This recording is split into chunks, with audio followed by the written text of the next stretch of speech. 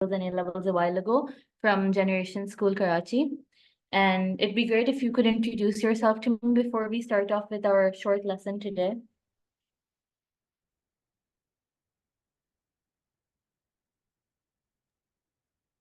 Alaikum Assalam. I'm Insia Zahra, and I have recently given O levels O2 Cambridge papers, and now I'm looking forward for English language to give paper for O3. Okay, that's great. That's amazing. You said your name is Insia? Yes. Okay, nice to meet you, Insia. Let's start off. So I'm just going to start off with some basics. This is a demo class, so I'm going to just put forward what objectives I have for you in mind. And when we're done with the classes, I aim for you to be able to read very critically and fluently. We'll practice enough so that you're writing extremely accurately and effectively, and you'll have great skills of analysis and evaluation, inshallah, by the end of our classes.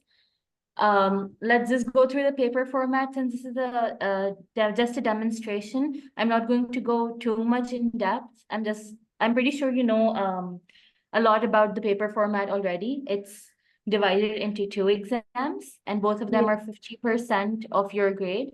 And the first part consists of reading, just comprehension. And the second part is writing, which also has 2 sections. And there's a composition part, and there's a article writing part. I'm sure you're aware of that. For today's class, we're going to focus on paper 2, section B, which is composition. I know there's other more harder components in English language, like the comprehension section, but since this is just a very brief overview, and I wanted this class to be fun as well, we're just going to stick to composition. So in section B, composition, the candidate has to answer 1 question from a choice of 4. So the options that you're given in section B consist of 2 descriptive options and 2 narrative options. Are you aware of that? Yes. Okay, great. And according to the Cambridge website, their definitions of descriptive writing say that it's a piece of writing that describes a person, place, or situation in detail so that a reader can picture it. And as for narrative writings, they contain sequence of events which may be read or which may be real or imaginary. Narrative, a best example of narrative stories could be any storybook. It's just a series of connected events, right? But for today's class, we're going to focus on descriptive writing. And here's my definition of descriptive writing, since the Cambridge definition is a bit complex. So when I say descriptive writing, I want you to write something that paints a picture in my head. And I want you to use sensory details, vivid language, and figurative language. So what are sensory details? We know our 5 senses, right? We know sights, we know sense, we know smells, taste, and touch, and sounds, right? So our descriptive writing is going to consist of sensory details. It's going to consist vivid vocabulary, which means that you're going to use specific words to create a very clear image. And I want you to use figurative language, which means similes, metaphors, personification, and this helps you to enhance description. So I just wanted to clarify, are you aware of what figurative language is? Have you used it before, maybe in your school, maybe at home? Yes, sure, I'm aware of it. Okay, great. So I just planned this warm-up activity because descriptive writing is my favorite part about English language, and I want it to be fun for you. And if learning is fun, it's most effective then. So I want you to think of me as, okay, the interactions you and me have, I want them to be more friend-like so that you feel comfortable asking me questions, so that you don't hesitate if you're confused about something. So even right now, if I'm speaking and you have a question, please speak up. It's fine. You can interrupt me. I can clarify anything on the spot. Okay? Okay. So for this warm up activity, I want you to think about your favorite place. It could be any place that you visited, or it's somewhere that you love to go even now in the present. And I want you to take a moment and just picture it in your head. Like just have imagine the whole place in your head, right? Okay. Okay, perfect. So now think of me as a friend who's never been to this place before. I have no idea what this place looks like and what this where this place is. And I want you to verbally describe it to me. Like tell me, what does it look like? What sounds do you hear? Are there any particular smells or tastes that you associate it with? Um, Just in a few words, like verbal description. Maybe it's your grandmother's house, or it's your friend's house, or it's some place you visited on your holiday. it's a time there are greenery in this Mm-hmm. place, and I can say that there are some children who are Okay. uh, they're riding a bicycle or Okay. something like. Mm-hmm. Maybe you can tell me what sounds you're hearing or what the place smells like. Like, are there any particular smells? Yeah, of flowers and Mm-hmm. of the shops which are selling like some snacks and Okay. That's great. Uh, I think I'll also go, so I also want to tell you about my favorite place. My favorite place that I visited is in Istanbul. It's a beach in Istanbul, and I I really loved watching the sunset over there. The sky was golden. It smelled very salty, like the sea. I could smell fish. There were children running around on the sand, and there were seagulls cawing in the sky. And that is my favorite place that I visited ever so far. So I want to describe that verbally for you. So now that we've both described our favorite places, you're done with the first step. You know what description is. If you can say it verbally, you can write it down. Yes, we have to like work on maybe fluency, but you're there. You know what description is.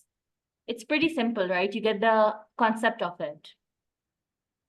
hmm, yes, Uh-huh. Hello. yes. Can you hear me? Okay. You can hear me, great. Yes, So the way you described your favorite place is a very good example of how descriptive writing works. And our goal today is to learn how to use sensory details and vivid vocabulary to make your description even more powerful. What you said right now was just a very brief outlook onto what we're actually going to do. So by the end of this lesson, hopefully, inshallah, you'll be able to write a very descriptive paragraph that will make the reader feel like they're right there with you. Okay, so are you ready to get started? yes. Okay. So I'm just going to read you this descriptive paragraph. I went to the beach and it was nice. The sand was there and the water was blue. I walked around and saw some people. There were some birds and the sound of waves. The sun was setting and it was pretty and I felt relaxed. Okay, and now I'm going to read you another example. This says, sorry, the sun dipped below the horizon, casting a warm golden glow over the tranquil beach. The soft, powdery sand felt cool under my feet as I walked along the shore, the gentle waves lapping at my ankles. The salty tang of the sea breeze filled the air, mingling with the faint scent of coconut from a nearby vendor's stand. Seagulls cawed over my head, their cries mingling with the distant laughter of children playing in the surf. As I looked out at the vast expanse of the ocean, the water shimmered like liquid gold, reflecting the fiery hues of the setting sun. The peaceful ambience was punctuated by the rhythmic sound of the waves, creating a serene symphony that lulled me into a state of pure contentment. Okay, Insia, tell me, which descriptive paragraph did you like more? One or two? This is the first one. This is the second one. My question is, which painted a more clear image in your head? The second one painted a clear image. Right, because it has more details. It allows you to feel like you're actually there, right? Yes. So I wrote both of these descriptions just to show you the comparison. What your examiner will want from you in the exam is what is here in example 2, where you are painting such clear descriptions that it's like you're looking at a painting, right? So let's compare both of them, both of the paragraphs in detail so that it's easier for you to understand. We see, I keep on stressing on sensory details, right? You can see that they're talking about the beach, they're talking about the sand, they're talking about the water, they're talking about the sound of waves, but they don't talk about senses in detail. They do say that, oh, there was some sound, there was something to look at, but they're not talking about how that sounds or how that scene was making you feel, right? Yes. And this is what this paragraph lacks in comparison to this one. This one also tells you that there's water, there's sand, there's sounds, but it also tells you how it's making you feel. Like you can sense peace and contentment in this paragraph. As for the first one, it's pretty bland. Also, we can maybe mute for 2 minutes because the azan, and then I'll continue. Okay. Is that all right? Sorry for the wait. So we talked about the difference in sensory description. Also, do you notice something else that's different between this paragraph and the other? I want you to think about it. Just look at this one. Tell me when you're done reading it.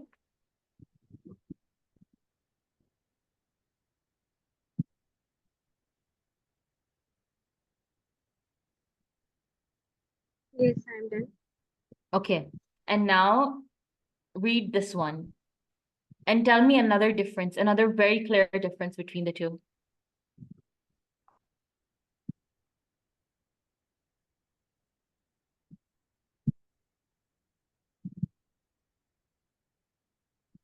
Take your time, it's okay.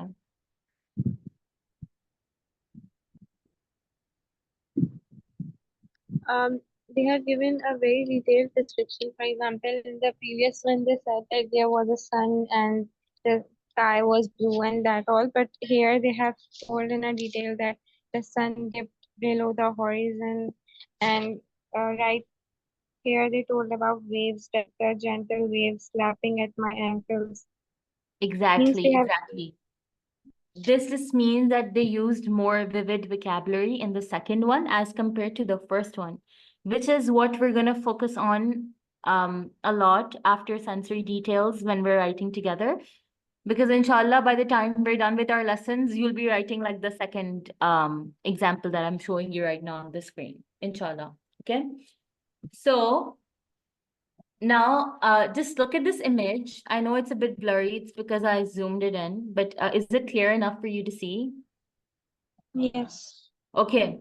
So tell me in both sensory details and vivid vocabulary, like it doesn't have to be too extreme, what you see in this picture and what you feel when you're looking at it. And I'll also give you some examples. Like this could be an interactive exercise.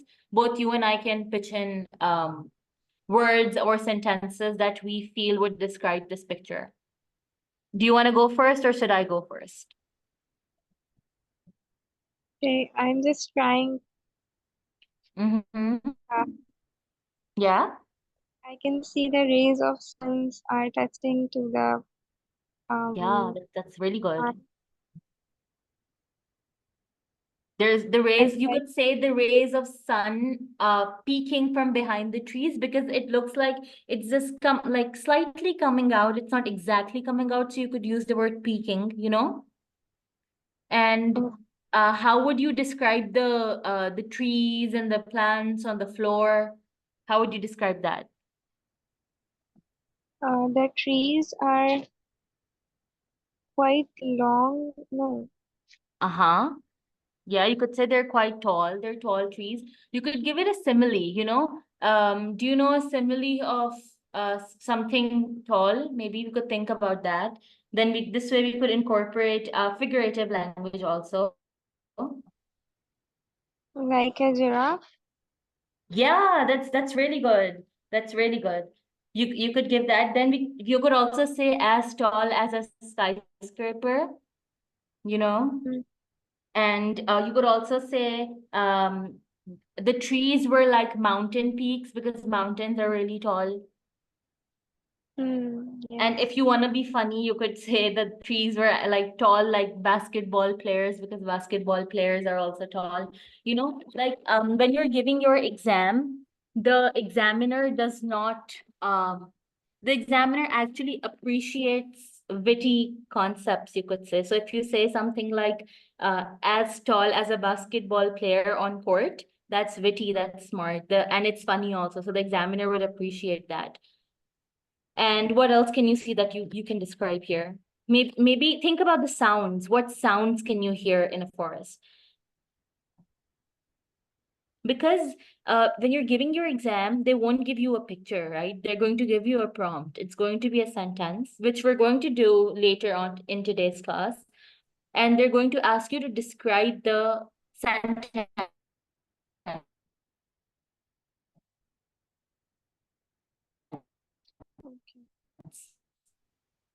And in the sentence, you can't see any creative juices flow. So that's what we're working on right now. So try to imagine what you can hear in this picture, maybe. Maybe there would be some horror voices. Okay? Yeah. What else? Do you think you would feel peaceful here or scared here? Is it like a peaceful image for you or a scary image for you? Yeah, it could be a type of peaceful one because Uh-huh. person can sit behind and read something. Yes, yes, that's so good. And if they ever ask you to describe a forest, you could also be like, you could also describe the feeling of sitting under a tree and reading a book. And I was thinking I can hear maybe a lot of birds over here, like the way you hear birds in the morning, because there's trees, so probably a lot of birds are living in the trees. I can hear a lot of birds. What about Yeah. smell? What can you smell in the forest?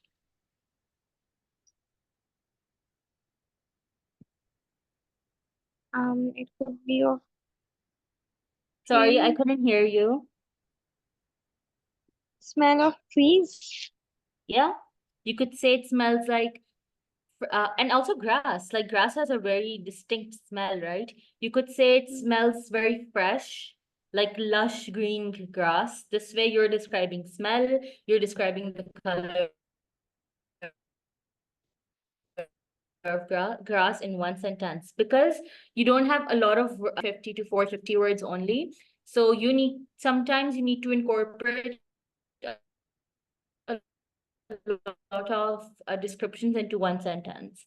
So, like if you say, the air smelled like the fresh, lush green grass, then you're painting an image of how the grass looks and how it smells in the reader's head, right? So, oh, again, I'm repeating it again because this is really important. When we move on to writing, I just want you to think of this as painting. Like use your words in a way that it paints an image in the reader's head. So let's move forward. I wrote some prompts for you. So we can read them together and then we can choose one right now because it takes a while to write stuff down. So the first prompt is a visit to a market. The second is a walk in the forest, which we did before. So maybe we can skip this one. And the third is a sunset over the mountain. So let's maybe skip the second one because we just did it. But for the visit to the market, if you choose that one, I want you to describe a busy market scene and include details about various stalls, the colorful collection of goods, and what you can hear, like people talking, vendors and shopkeepers talking, and the smells of different foods and spices. And if you want to talk about a sunset over the mountain, I want you to describe the changing colors in the sky and the silhouette of the mountains and how the temperature feels and how you feel in the moment. Do you feel peaceful? Do you feel happy? So which one do you want to work on right now, the market or the sunset? It's up to you. The sunset. Okay, great. So what I'm going to do is I'm going to stop sharing right now so we can have a whiteboard and we can brainstorm together so that once we're writing, it's easier for us. Did the screen stop sharing? Yes. Okay, let me just open a whiteboard. Okay. Instead, do you have access to the marker or something? Like in my phone. Yeah, can you write on the screen? Can you try writing so I can see? Okay. Oh, I don't think you can. I'm just Wait. trying.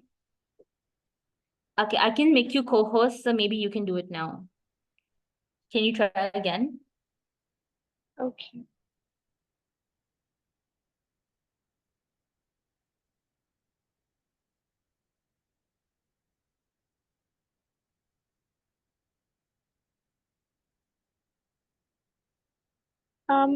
But they're saying that Mm-hmm. What are another they saying? whiteboard, another Sorry, what are they whiteboard. saying? They are saying that opening another whiteboard will close the current whiteboard. Okay, just open a new one. It's okay. Just open a new one. Mine can close.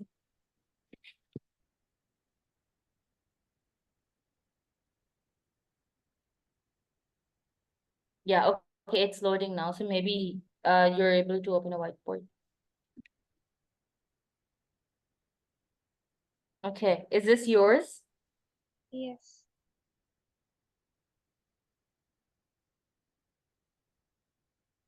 And second, you write something so I can see if it's working? Because I think I'm the only one who's able to write right now. Okay.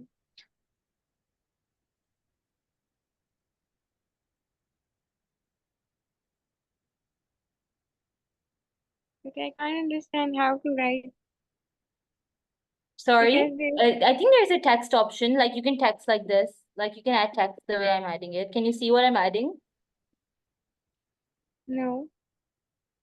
Can you see what I'm writing or not on the?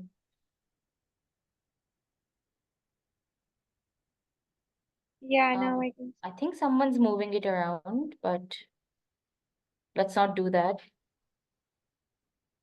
Oh, Yeah, now I can see. you see it, right? Yes. Okay. So right now we chose that we're gonna describe a sunset, right? Hmm. Let's brainstorm. And I want you to how brainstorming helps is that when you start writing, you have all the points written down in front of you. So even when you're giving the exam, I want you to give yourself 5 minutes before you start writing the actual composition to brainstorm and write down points so that because when you're writing, you're stressed. You sometimes forget the points. So this way, when you have everything written down in pencil besides you, you're less likely to forget, right? You can just flip the page back and take a look at it. I don't want you to invest a lot of time on it. Right now, this is the first time that we're brainstorming, so it's going to take a while. But as we keep on practicing, we're going to allocate lesser time to brainstorming and focus more on actually writing the composition.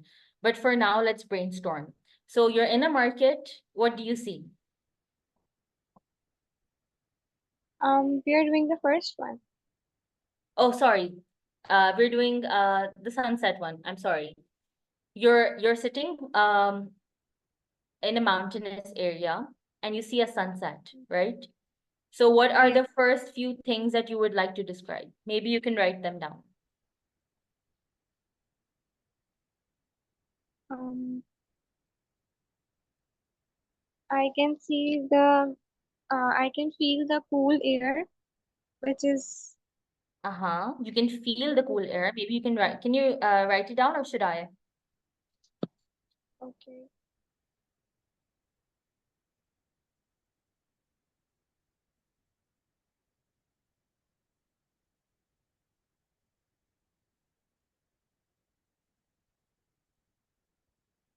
Maybe you can use the text. If you're more comfortable this way, it's up to you. You could use the marker or the text box. It's up to you. Okay. Let's categorize, right? We know our senses. We're talking about sensory details. We know sight, we know sound, we know feeling, we know Hmm. what else are we talking about in description?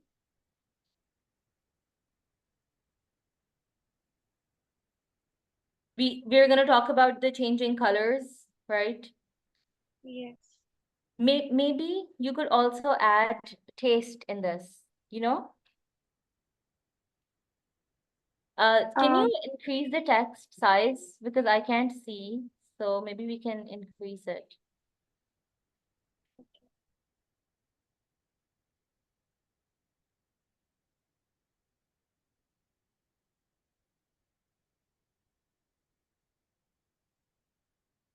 Yeah, that's good. Okay, so first we're talking about details, sensory details. So we can just write, you can feel the cool air. What else can you feel? What emotions are you feeling? Maybe you could write that down. um,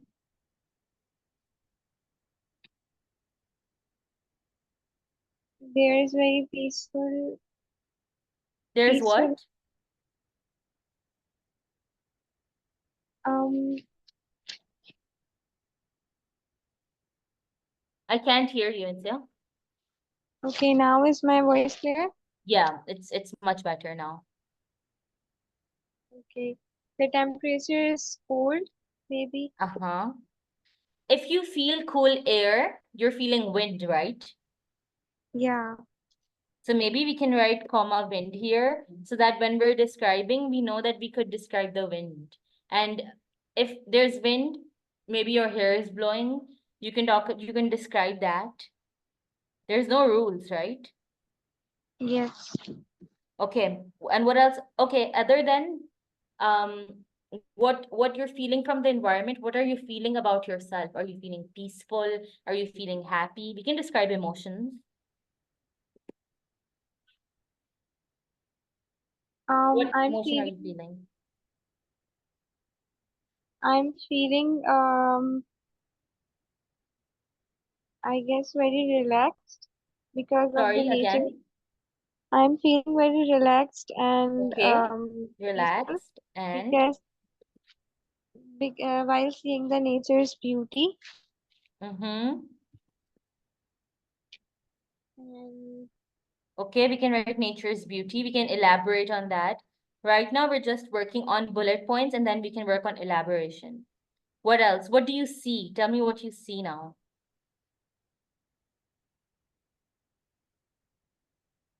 I'm seeing that the day turns to night. Okay, that's so good. So you see day turning into night, which we can say is the sunset. So if we're talking about the sunset, what colors do you see? Um, I think blue, yellow, orange, Okay, that's great. All of that is great. and Blue, sometimes pink also. yellow. Okay, tell me something. I want you to think about this. Where else do you see this combination of colors? Blue, yellow, orange. There's one specific thing that also has this combination of colors.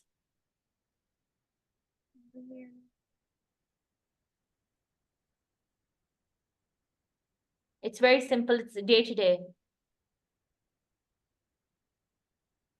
Means it's in sky or Fire, anything else. yeah, fire. It's in fire.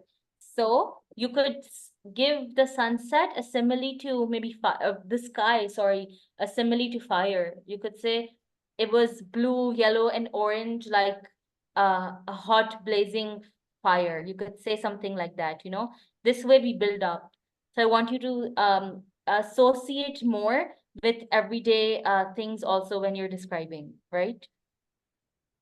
Okay. Okay, what else? What else do you see? Because you're sitting on the mountains, so maybe you're looking at the mountains also. How are the color of the mountains changing as the sun is setting? It depends. If I'm in a if for example, if I'm in a cooler place, like Mhm. like Okay, in you could say that. Maybe you can talk about how, because when the sun is up, you can see the snow on the mountains, so they're white. But when the sun goes down, everything turns pitch black. Maybe you could say that. yes, Color and changing on mountains. the texture of that Yes, uh texture. Really it good. What about the sounds you can hear? sounds. If you say that you're feeling the wind, maybe you can hear the wind also. You know? Say हमें हवा चलने की आवाज आती है, as we say in Urdu. We can hear the wind also. In Yeah, English, you describe it as the whistling wind. So you could say that, right? okay. The whistling cool air or cool wind. You could say either of those things. What Mm. else? The softness of grass and moss. That's really good. But keep in mind, if you're describing grass, do you want to stick to snow or do you want to stick to a summer setting? Oh yes. Because you're on the mountains. Yes. But there can be some trees on the mountains in winter also. In winter, yeah. Yeah, so maybe you can describe some trees and you could say bushes or shrubs on the mountain. Mm. And you could also say that when the sun is setting, the green leaves, they start to look orange because of the sunlight on them, right? Green Yes. leaves look orange when the sun is setting. You can talk Mm. about golden hour. Do you know what golden hour is? Golden hour, no. Like all those kids on social media these days, when the sun is setting, they go take pictures when the sunlight is looking very golden on their faces, so it's like golden on their skin, Okay, okay. Yeah. you understand. Yes. So you could talk about golden hour and you could say that maybe you can sometimes make up stuff. You can say that golden hour is your favorite time of the day. That's why you also enjoy the sunset so much. And as the golden light shines on your face, you feel warm because of you feel warm in a very cold environment because there's snow, and that makes you feel so much peace and joy. You can describe your emotions also. Mm. Okay.